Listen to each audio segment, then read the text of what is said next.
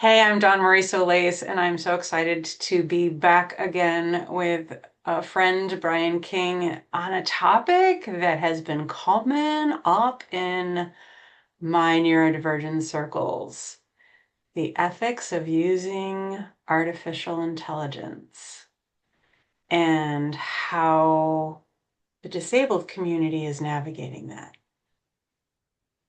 And I'm going to be a little bit of devil's advocate and a learner in this conversation, if that's okay. Go for it. Okay. So, Brian, in case people have not followed you on your multiple social media platforms or seen your videos with me before, will you tell everybody a little bit about yourself? Sure. Um, I have three adult boys with AuDHD, which is autism and ADHD. I have autism, ADHD, dyslexia, dysgraphia, dyscalculia. So I've had to learn to be very resourceful over the years. And I also have multiple sclerosis and Ehlers-Danlos syndrome. So I spend vast majority of my day in bed. That's where I'm working from right now. And I've written 6 books now, and my seventh will be my first novel. I've been working with the autism and ADHD community for 19 years, and that's about it. That's and you're somebody that I appreciate so much. I follow you on a number of platforms. I've really been enjoying your participation in a Substack. If people aren't familiar with Substack, I highly recommend getting on that platform and seeing who's there. Um, you have a lot more writing energy and capacity than I do. I always feel bad for my subscribers because they hear from me like once a month. Well, and I'll tell you, that's not being fair to you because when it comes to working from our strengths, right? Writing and communication is the highest level of skill for me. And I realize that's unique to me in a way, Hmm. and I don't take it for granted. I leverage it to help people more. And a big part of my focus is helping people put words to the experiences that they have because I'm very good at doing that and other people struggle, but they need to feel empowered more at home on their own experiences. They need to be able to self advocate and explain to the people around them this is why I am the way I am, and this is how we can meet each other in the middle so we both win.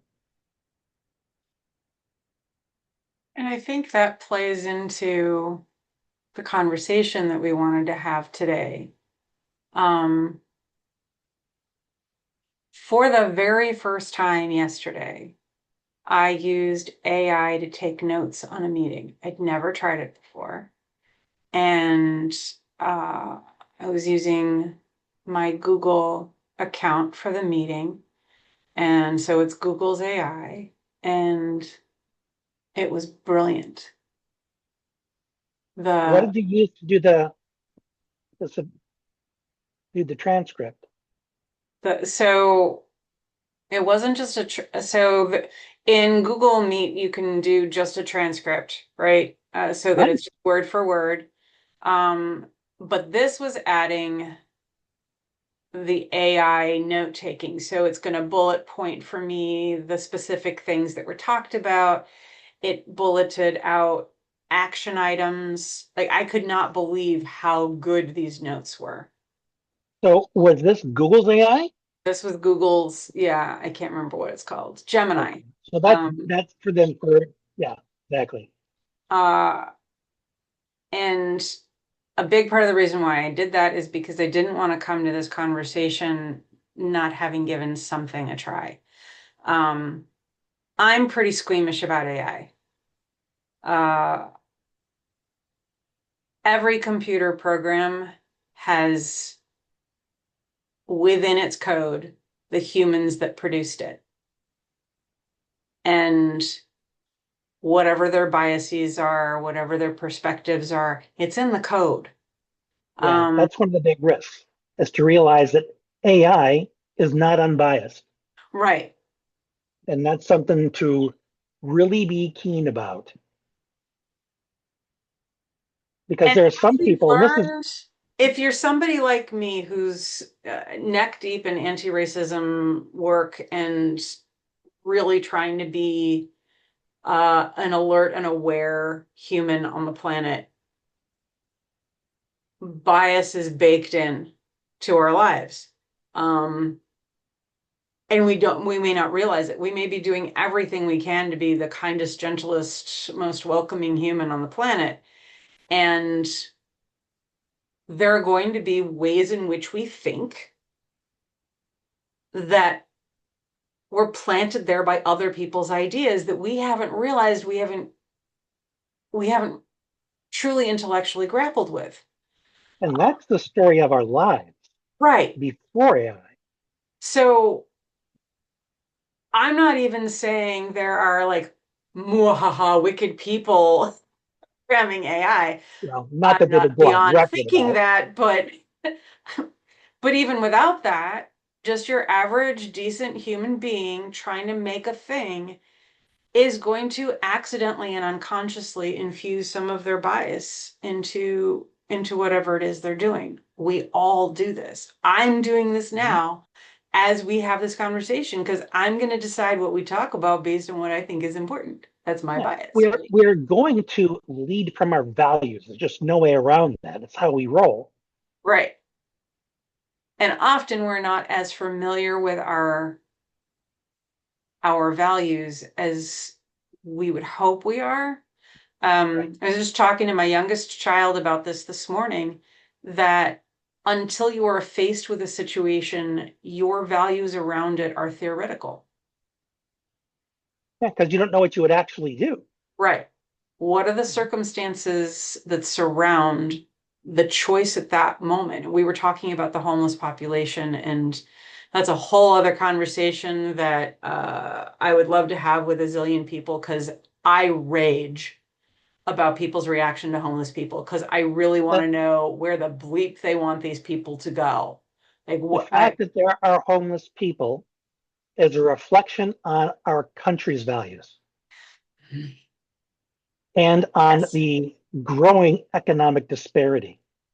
Because yes. you look at other countries where the economic disparity is much more balanced, you really don't see homeless people. But like you said, that's another conversation. That's another conversation and one that I'm so desperate to have. So if there are people watching this video who want to have that conversation with me, reach out to me. Let's have a zillion of those conversations because it is pathetic that in 2025 we're not solving these problems. Okay. Artificial intelligence in the world of disabled people. I have a number of neurodivergent, chronically ill, chronic pain, disability people in my life that tell me they use AI for uh, therapy they can't afford. Yeah, I know. That, yeah, it could be Um, problematic. for helping them think through an idea, for company, the they don't have humans in their life, so they use AI for company. Uh, and then I have other people that are using AI to write their blogs and articles for them and not stating that up front when they publish that I had the help of AI. And so I have this mix of folks where I feel very sweet and supportive about some of the uses and really squeamish and uncomfortable and even pissed off about some of the other uses. So when you posted on Substack about using AI as a disabled person, and I know you and I trust your heart and your mind, like, okay, I want to talk to Brian because Brian's going to tell me his experience and I'm going to be able to hear it with my most open heart and mind. So with all of that lead in, what do you want me to know? You're here to stand up for disabled people using this damn thing and not have the internet come crucify you for doing it. right? Because that's going to happen. Second, we say we use I have a human that lives in my house that will eat your lunch because the amount of electricity it takes to produce generative AI, they feel is destroying the planets, right? So Yeah, my lunch that is is getting eaten in not 12 just different directions. generative AI, the data centers being used by Facebook and some of the other big behemoths, those things suck water like crazy too. So that is definitely a problem that we need to solve because clearly AI is not going to go away. It's only going to expand in its use because not only is it popular, but it's a darn great tool. And to speak to your points, and speaking from my values, of course, I'm not speaking as an impartial, using it to replace your voice or using the voice of the AI instead of yours is dishonest. It's also shortchanging yourself because none of those words come from your values, your heart, your experience. And you also run the risk of using the AI to make it look like you know more than you do. And that is very dishonest as well. And if you're going to use AI to write blog posts, I'm with you. Say it up front and source the material because you can ask the AI to give you sources for everything that it offered you. Because if the source doesn't exist, that means it made up that part. Oh, And you that's might just really want to good. take that That's out. Say that again, please, because I think that's super important. Or read it off the transcript if you can't remember what you just said. Yeah. Ask if it gives you a blog post or an article, ask it to give you the sources of what it gave you. And I click on each source to make sure it's valid and also to make sure that what the AI told me that source said is what it actually said. Because if there's a mismatch, I just remove it. So,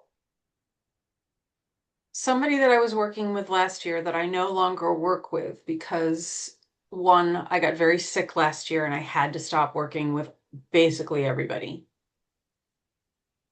But also our ethics weren't aligned.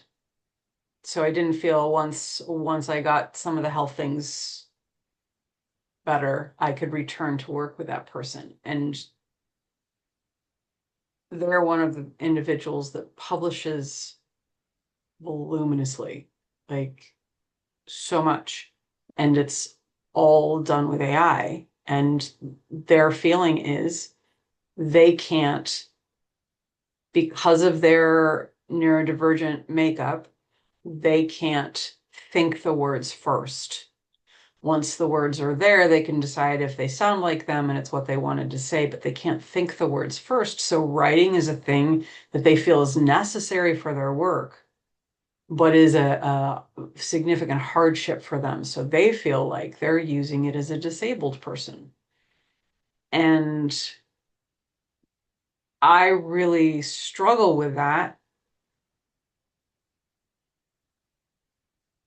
because I know this individual well enough and I've read what comes out of their AI.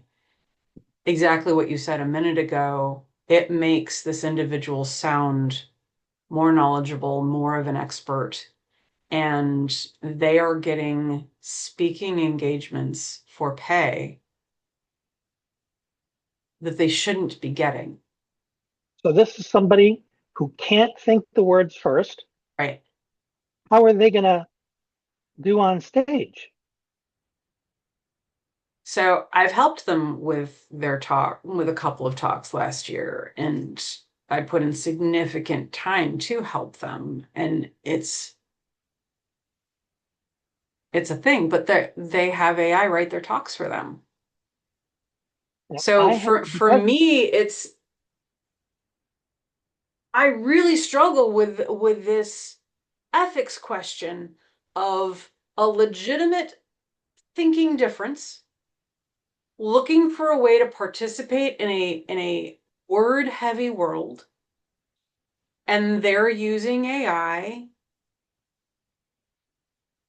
They believe they're using AI appropriately as a person with a different neurology. what they're basically doing is using a ghostwriter. Yes. and they're not telling anybody. So they're taking credit for it, which is not unheard of in the ghost written world. Our current president had ghostwriters on all of his books. That does not surprise me. Yeah, But because of the dyslexia, I often have problems with word finding. right. So I will ask the AI, hey, I'm having difficulty finding the word for this. Give me some suggestions. And I'll pick the one that's like, oh, yeah, that's what I was trying to say. Or if I get stuck in the middle of a thought, I'll get a couple sentences in and I'm like, I just, I don't know how to wrap this up. So I'll ask for some suggestions. And if it doesn't sound like something I would say in conversation, then it's not my voice. That's like asking people who live in your home or a buddy or using a thesaurus to me. That's different than, hey, AI, write me a 200 word blog on this topic. And you've trained your AI and it spits out a thing and you read it over and you're like, yeah, that's good, publish. Like that feels Yeah, schmarmy to don't. that's like if you took someone else's blog post and you put your name on it. That's how I feel because AI is pulling from everything all of us are doing out there in the world. And we have copyright rules about that. We have, so before my brain injury, I was a prolific writer, reader and writer. Uh, my first book, I wrote and had to the printer in 3 months. Wow. Like words were very easy for me. I am living in an entirely different world now. Wow. That would be not a pleasant shift. I can only imagine how frustrating that would be. Yeah, that is also a whole other conversation. How's your mental health, Dawn Marie? Yes, it's a, You really need to up your mental health game when you have these areas that you found so much fulfillment from and were thriving in, and then all of a sudden, oh, sorry, can't have that anymore. yeah. I was a highly trained professional musician prior to the accident. And one of the scariest moments of my journey so far was my speech therapist, which I did not know speech therapists were really cognitive therapists. You don't need to have a speech problem to need a speech therapist. They are the people that help your brain start working again when your brain's not working. Because So they can work with the expressive language, which is getting it out, right? remembering it, processing it, sorting it, organizing it, all of those things, right? I mentioned the music thing, and she was like, oh, well, let's see if you can remember your music stuff because it changed the way I hear. I don't hear music right. So, as a professional singer, it's really important for me to be able to hear the music correctly and be able to match the tone when I sing. And I really struggle with that now, which is super sad. I don't like hearing myself sing. Um, so I'm like, oh, well, let me see if I can just write the notes on the music staff, the the the G clef, right? I couldn't remember what the lines and the spaces were. I've been playing the piano reading music since I was like 4 years old. I couldn't remember. I could remember the letters that should go there.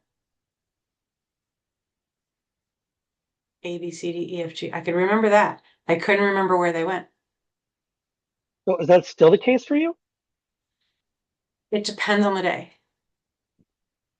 So I will try to play the piano and it'll be a combination of is my brain processing what I'm looking at in the music? And is my brain letting my hands do what I'm seeing on the page? And I usually have about 3 to 5 minutes in me before my system crashes. and I can't do it anymore. So yeah, there's a lot, and we're way off topic with my brain injury. Um, my least favorite special interest. Uh, Yeah, but the AI taking it in a very all or nothing way, it doesn't make sense. Like you use all of it. It yeah. does all my writing. It solves all these problems. And I appreciate having difficulty with the expressive language, finding your thoughts and getting them out there. But even if you would choose those words, could you be in front of somebody and would that stuff occur to you naturally? Or is it something that you would have to, I got to remember I wrote that? Because what if somebody asked me and then you got to struggle to memorize it? That sounds more like you're cramming for a test. So here's a little devil's advocate.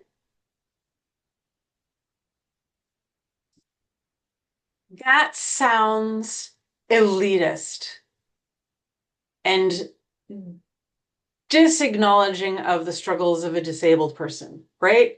If you can't do that, then you can't do that. Well, let me clarify, and thank you for pointing that out.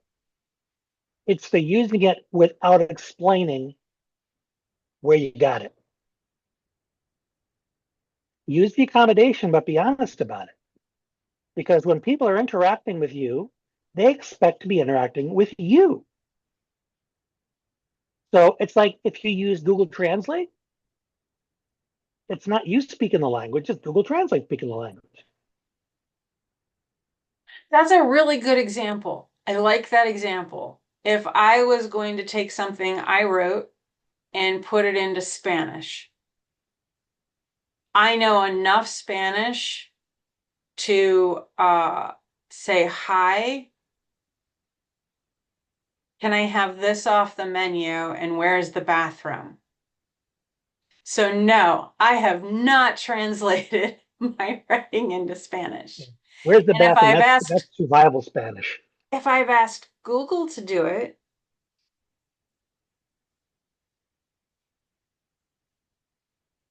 and again, I'm tripping over the human piece.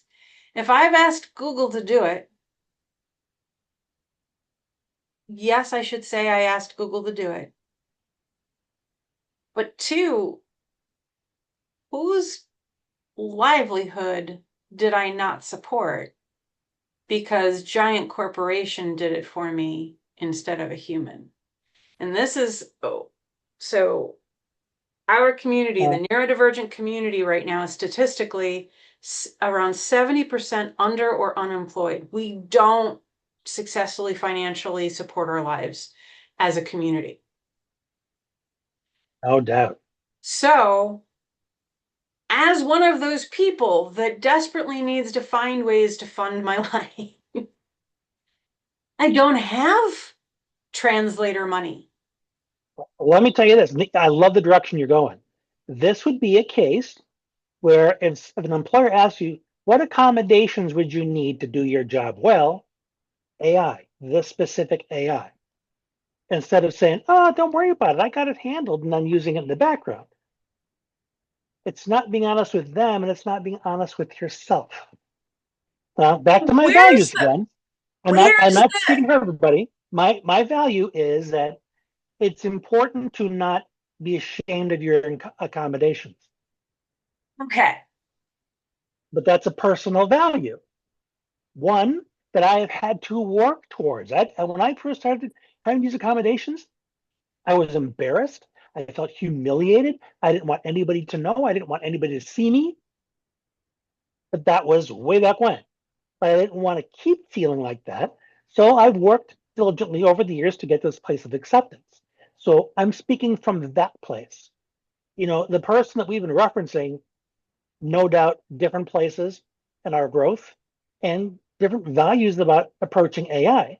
So I just want to reiterate, I in no way am thinking that I'm speaking for the state of AI and how it ought to be seen and how it ought to be used. I'm just talking for me. But yes, you were going to say. I really struggle with the ethics of disability accommodation. Uh, and this concept of inclusion. Uh, I have a number of trans people in my life, and the country's arguing over the validity of those humans existing, and that makes me want to rage because they're valuable, valid human beings. Uh, and I have close personal family members that say it's valid for somebody whose gender expression is different from their physiology to feel safe only in bathrooms that match their gender expression. But it's also valid for the people whose physiology match that bathroom to say, I don't think I'm comfortable.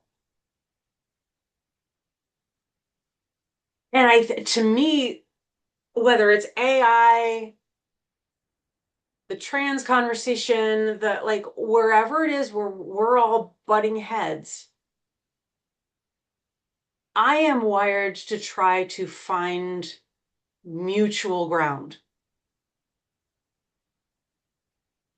You said very early on in this conversation, yes, Google and Facebook are like eating up the planet's water. We need to figure that out. And that's where I am. I don't want to be yelling at each other about the problems. I want to be joining each other in solving them. And it's such a tricky space because as a writer, I don't like what this individual is doing, having AI write all their stuff I'm and with you on that. getting work based on intellect they're not finding easy to express or maybe don't have. And saying that makes me feel like a gross human being. No, Like it I'm just totally with you.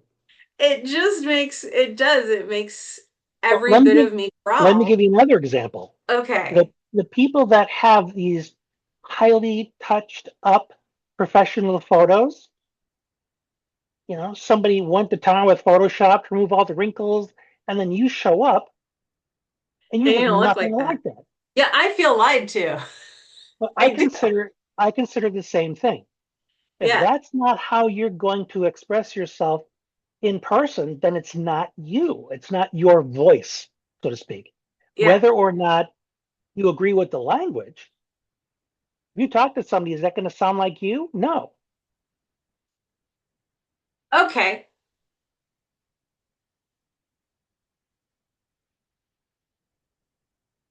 But if you qualify it and say, Where I does this have difficulty ethics speaking, therefore I use AI to assist me with this.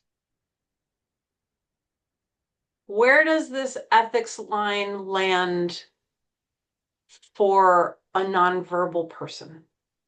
Well, for the record, there are no AI ethics at the time because all of this is so fluid Right, and but new for you, technology right? is out. You and I are talking. Okay. That's the only thing we can do. We can only represent our own Mhm. way of being. And I am trying to have the most real conversation about this that I am personally capable of because I have so many voices in my head of all of the sides of this. I have talked to so many people about this I'd topic. love to hear what some of the other folks are thinking because I have no doubt that I have a lot of blind spots around this because I only know my own experience. And some of the articles I've read about the evils of the M dash and whatever else they can find to demonize AI. A lot of those articles. That's why I wrote the one I did advocating for it. And I imagine there are others out there too, and I look forward to them. You made mention of what about the nonverbal person? Well, I imagine that a nonverbal person would say, hey, I'm using assistive tech. Now, if you're face to face with them, you're going to know that. But if you are sending this lengthy thing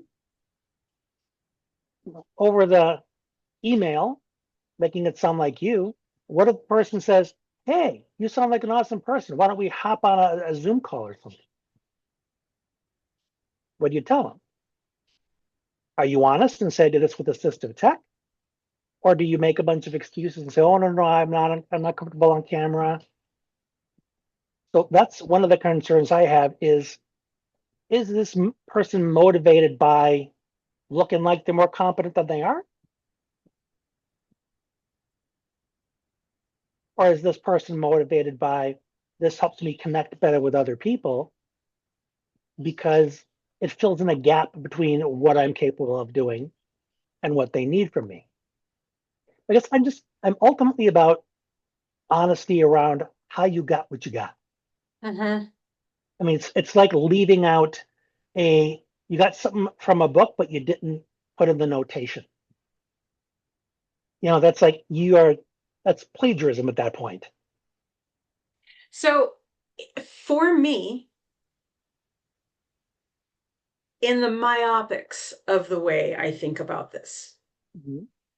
and that's a really important encapsulation. The If I'm just thinking at the most basic level about this issue, all of AI is plagiarism because the only way Yeah. it exists is by taking other people's words and creating something out of it. And that is a really ongoing battle. How do you how do you give credit to the people whose work you used? Stephen King, all of his books were used to train AI. Right, So he found they did that without his permission. right. So yeah, that's one of the ongoing battles is how do you regulate all that? And at this point, I kind of think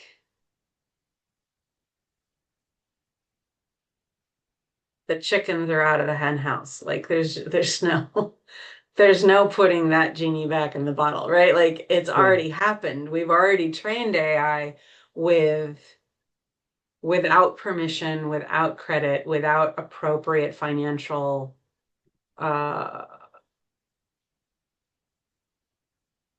I've lost my words. Without paying Well, them. this makes me think back to when there was that big argument with Apple over the streaming rights. Because in the contracts for musicians, there was nothing in there about how to get reimbursed for streaming. It was just plays before. Well, thank God for her goddess, Taylor Swift. She went in there and said, okay, great, I'm taking all my music off your platform. Then they got to the table and said, okay, how do we make this work for you guys? Now there is such a thing as streaming rights. And Right. same thing is with AI. I can't imagine that with all of their tech, they do not have a way of tracking whose material was used, how many times to create answers for people. Whether they want to, because it'll cut into their billions, is up to them. But I don't know, maybe something that route. Because I've written books too, and I don't like the idea that somebody would be using my stuff and claiming it as theirs. And that's another reason why using it in its entirety to speak for you, but not saying that, I just consider that dishonest. So in my college days,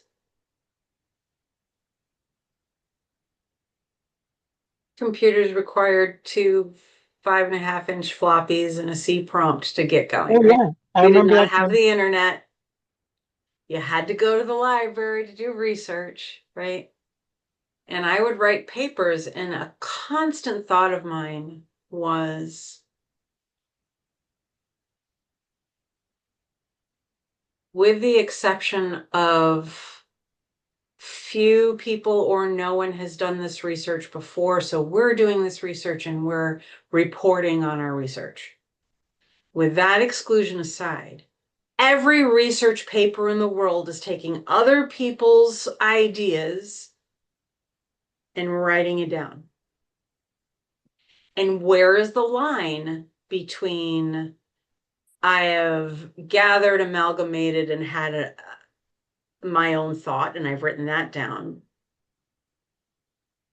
Like a quote, you understand. I have word for word gathered from this specific source. I've put the little quote marks around it. I've done my footnote or my end note or whatever I needed to do to source it, right?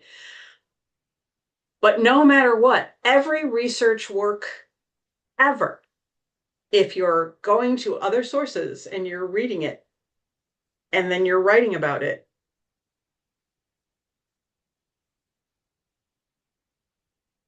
it's not original. And And this was a problem for me. I'm so autistic. How did nobody know? Right? This was a problem for me with every research paper I wrote and research. Uh, that was my like the air I breathed when I was in college because I was very early to the party of people learn differently, therefore we should educate differently. what did you study in college? My degree is in English literature because the conversation I had with my university was we don't have that degree.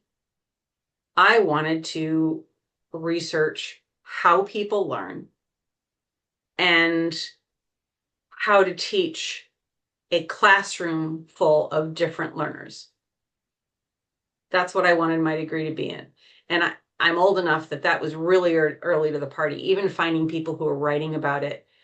So much of that came from the unschooling world, people who weren't participating in standardized Yeah. education. And I Um, unschooled my boys for a while. There you go. So, like, even finding the people to read was, but I went to school right outside of Washington, D.C. I had the Library of Congress. Like, I had the biggest library in the entire freaking world. So, One of these days, I hope to get there and geek out. yeah, if you're a book nerd, Oh my oh God. my. I love discovering ideas and those aha moments. They're the ultimate dopamine rush. Yeah, and if you're like me, who in seventh and eighth grade read way too much dystopian literature, we're literally living like 1984, Fahrenheit 451, like all of we're living those books right now, right down to the fact that if you don't have a paper copy of something, you can't trust the digital copy.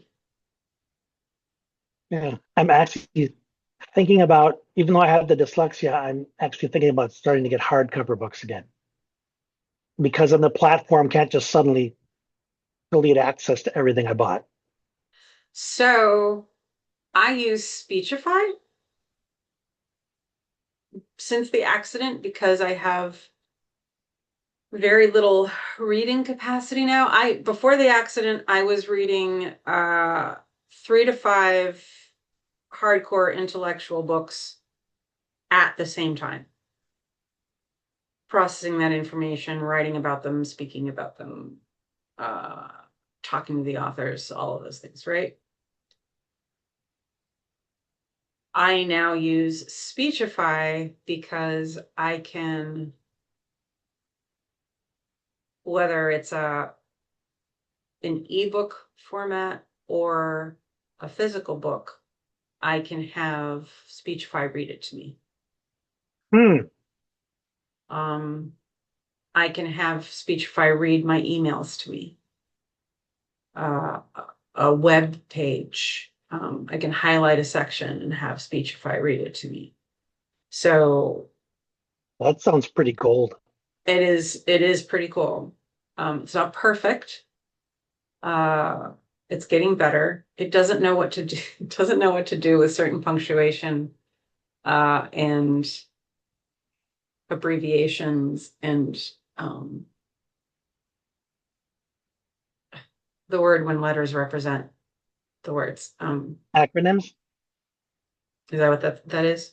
That's the word or in my like, for some reason it or doesn't like say it. each letter in the word is a word in itself. It Right. actually, yeah, it's acronym. Okay. My brain is like, no, that couldn't possibly. This is what happens to me. I lose recognition of things that I know. Oh yeah, on Like my it feels off days, entirely foreign to me.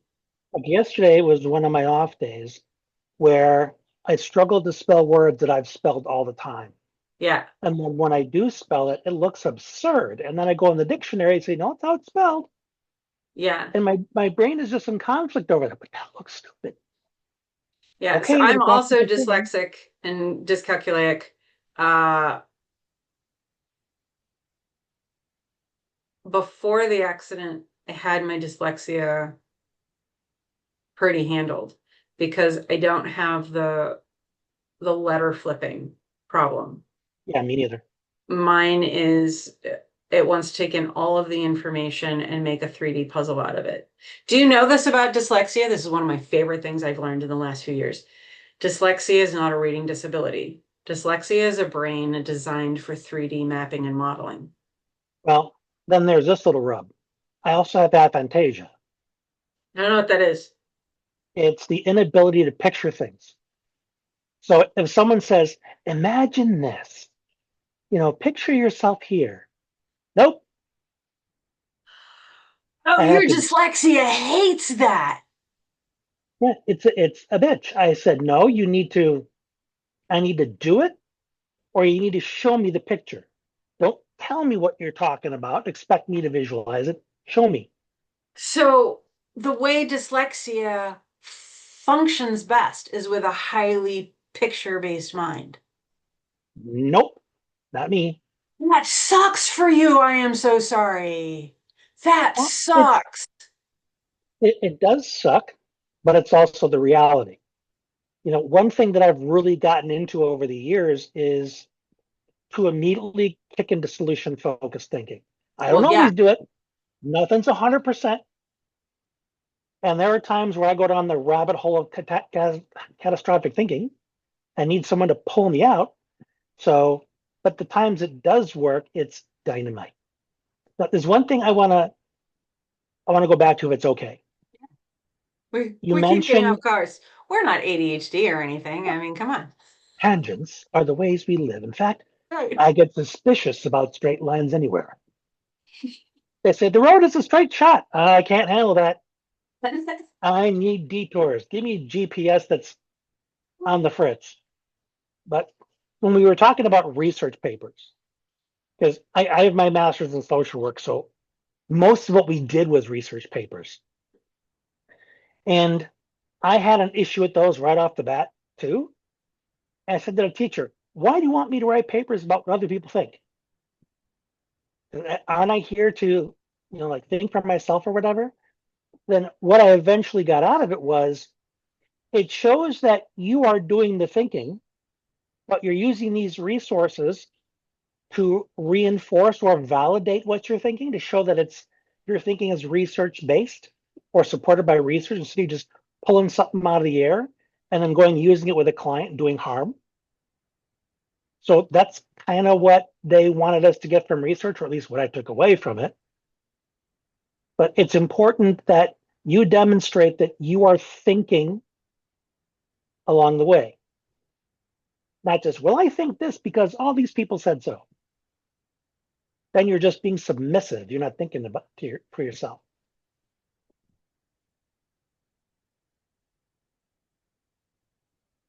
We would have been friends. Well, aren't we now? Yes, but I'm just saying, like, that's the If we were in school funny together, we would because have those overthrown the program. well, that's what I did. I got my university.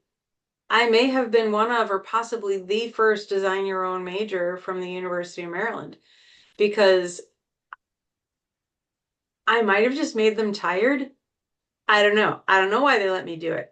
You were supposed to only be able to do, I think, 6 credit hours of independent study, and I did 12, maybe 18, I can't remember. And they were basically like, just take enough courses so that you can have an English literature degree, and then we don't care what you do with the rest of it, right? It just And if I could design my own major, there'd be no math requirement.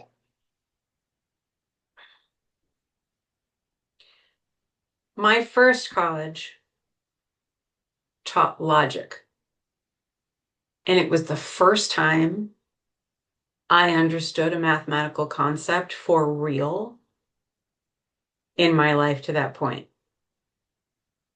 Beyond like adding subtract, like beyond once I hit algebra and one train is going this speed and another train is going this speed, it broke my brain. And I never really, well, geometry and I were friends because I could conceptualize we're working with space, right? So had I had the courage, I probably would have been okay with what's the math after trigonometry? I only got as far as geometry. Is calculus after trig? Calculus. Thank you. Okay. Wow, my brain won't give me words today. I might have Man, done okay with that calculus that's why because we synergized, Don. I know, right? Thank you. Like I might have been able to figure out how to relate to the math of how do you fill up a bathtub because I could go look at the bathtub and figure out You this fill math up you to fill this. it up halfway. You tell me to put my fat ass into the tub, and then it's full. Water comes all the way up. Who needs math? Save a lot of water that way too. All Just don't right. drink it.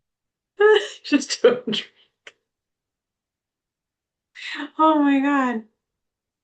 Okay. The sweet autistic people that are so mad at us because we're not sticking to the topic. And we're getting close to time here. Somebody in one of the neurodivergent online groups that I help with got viciously attacked for saying that they use AI to help them write. Like, viciously attacked.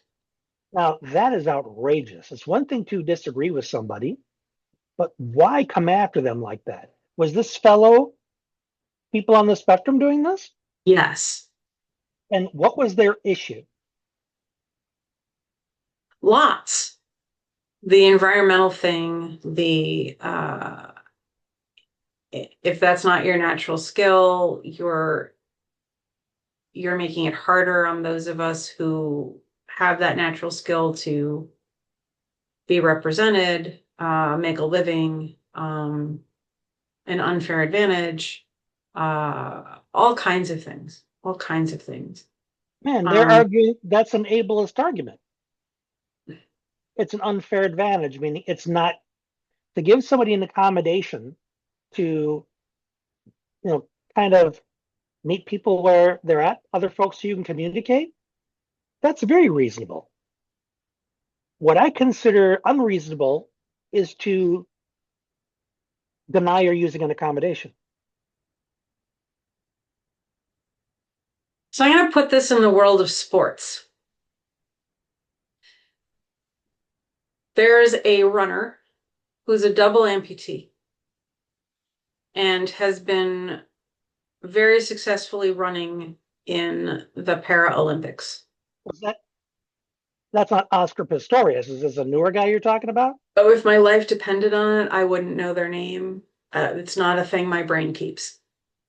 Um, Yeah, but I'm with you. I'm familiar with runners that but I do got that. really interested in their story because they would like to run with the the regular Olympic runners, and the some of the regular Olympic runners say no because their running prosthetics give them a speed advantage.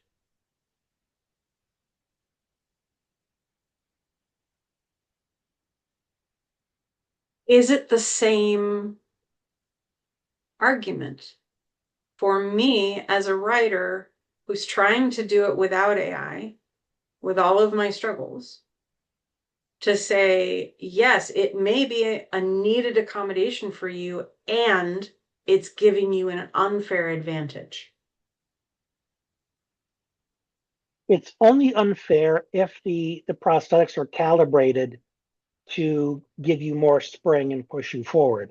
But I think I don't remember specifically because like 20 years ago this was an argument too. And the people that designed them explained the physics, how these things were constructed and calibrated, because they have to meet certain parameters. You can't have certain shoes that might give you extra spring. They're real adamant about these things. So if whoever designed those prosthetics say, no, this meets the requirements, and here is the test that we did on it, and here's the results that we got, and give the other runners the peace of mind of knowing we're not trying to cheat you guys. We just want to help this person be included. Because it's a knee down thing, right? We're not talking about bionic limbs. It's a knee down thing. They're still having to use a lot of the muscles that the other runners are having. So I'm with you. I agree with that. But I use that as an example because that's part of the argument about even if I go out there and I say I used AI to write my blog, to help me write my blog, as a disabled person. I mean, I feel like I have a pretty reasonable claim since the brain injury that I need help with my brain now. Right? I totally get you. And I think depending on one's ethics, I could make a case for me using AI to help me write now. I don't personally feel comfortable doing that because of the way AI pulls from everybody without their knowledge or permission or compensation.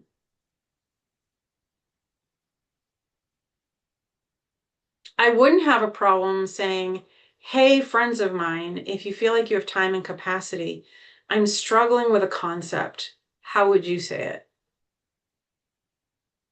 That's just a great engagement Thank you. post. Thank you so much. I'm going to put that in my own words. I appreciate your help.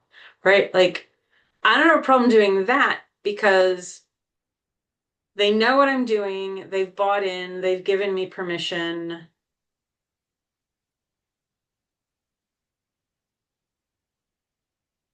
And I might say, thank you so much to so and so, so and so, and so and so for helping me think this through. And there's also using sources. Ask it to source it for you. Right. Because other I words, still they struggle would with have that. I still, it's giving credit where it's due is the highest integrity.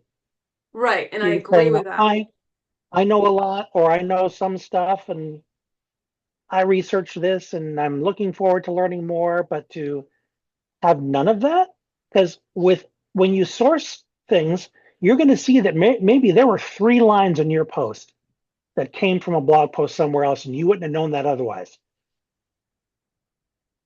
Because if you source it and find out, holy cow, there's a whole paragraph in here, some from somebody else's, you might just want to go in there and really think about it and see just how would I say this? What language would I use? And do something to make it your own. You might even disagree with it and you want to say something differently. But until you went through, did your due diligence to reflect upon it instead of just giving it a once over and saying, oh, that's good.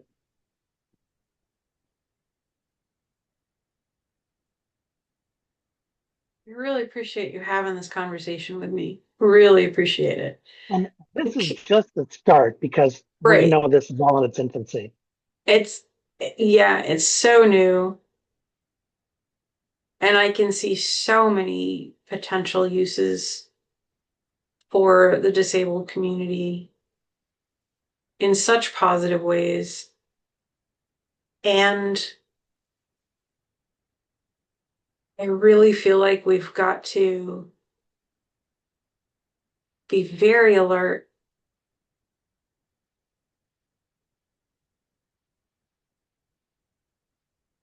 to the people we become. Yeah, we don't want to replace our own thinking with the AI. Yeah.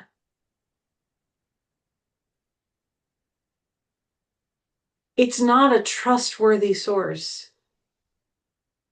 I don't know that it ever will be. And That's, that's an important thing to remember. Well, there was this saying, Ronald Reagan said it a long time ago, trust but verify. Yeah. right? And I've really hung on to that one because it's so useful. It helps reduce gullibility. And that's great for humans. I don't think it's great for technology. I think it's mistrust and verify. Like have your skeptic way out in front when it comes to AI. And this is a whole different element of this, but maybe especially if you're trying to have your mental health supported with AI, if you're trying to uh, help with, personal feelings of validation and comfort and company, just be so careful. Um, because the AI is a binary system. It's either an on or an off, a yes or a no. And it's designed to give you what you want. So we're already seeing people who have used AI for mental health support, and the AI fed into delusion, fed into Yeah, depression, fed a lot of into, a lot of AI will tell you what you want to hear. right. And maybe that's lovely if you're trying to have a water cooler conversation with AI, but just be so aware that it may not be giving you the best advice for your life and your mental health. Um, Agreed totally. I'm not saying don't use it, But use it but with a but great be deal of caution. yeah, be really aware, really aware. All right, we're a teensy bit over time, and I want to respect your. I could talk to you forever, truly This has been forever. fun. I know, right? All the brain juices are going. Um, thank you. You have so many topics that you're thinking about and writing about. Please let me know. Oh, you and I can talk whenever Yeah. you want. You follow me on Substack, and I so appreciate you because you're like the first one to comment and share it, and that just means the world. I really appreciate that. I am such an autistic friend, but I'm like the stand uncomfortably close to you friend, right? Once I like somebody, I like them. I'm like, oh, I'll go support whoever. So I'm glad that you appreciate it. Sometimes I get worried that I'm a bit too much of a fangirl with some of my people. No, if you're helping me get my message out to the world, there's no such thing as too much. Yeah, that's the way I feel. And I am every cell in my body is mutual aid, mutual benefit. It's just the way I live my life. And my hope is that even if it's very out of balance, right? Because it always has been. I always tend to do more out there in the world than I receive from the world. Um, but I've chosen to accept that imbalance because I do feel like if you're going to say you're a mutual aid person, if you're going to say you're a mutual support person, you have to act like it. That's a different conversation. It's a different conversation. Yeah, like you said, we could I just keep don't have going. trauma-based people pleasing. I don't know what you're trying to intimidate and That's just something that intimate they, into. that's I just can't something say they the word. made up. And they made up to sell you drugs. Don't believe it. Oh, thank you, my friend. It was so good. Make sure I have links to whatever you want me to be sharing in the YouTube description, but especially the link to the AI Substack that you wrote. I want to make sure that gets out Got there. it. I'll go find it. Always a pleasure, my friend. Yep, I'll see you soon. Alrighty.